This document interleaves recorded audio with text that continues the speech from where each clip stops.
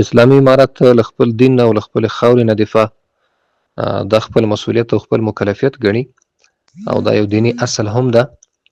تاسو ته معلومه ده په دې باندې څه وخت مخکې کابل کې د هیواد په سطحه باندې 1.5 زره علما راجمع شول او په دې باندې فتوا وکړله چې د اسلامي حریم نه دفاع، له اسلامي خاورې نه دفاع دا فرض عین ده.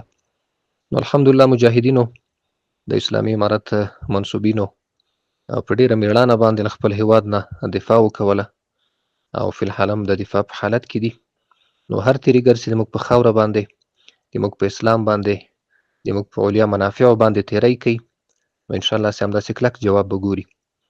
او ټولو لوڅونو نه مو دا غوښتنه ده چې د خپلو امنیتي ځواکونو تر شا ودرېږي، د دوی حفاظت او حمایت وکړي، تر څو وکولی شو هر تیریګر ته په خپل وخت په خپله طریقه څنګه چې مناسب وي هغسې جواب ورکړو. السلام علیکم ورحمة الله.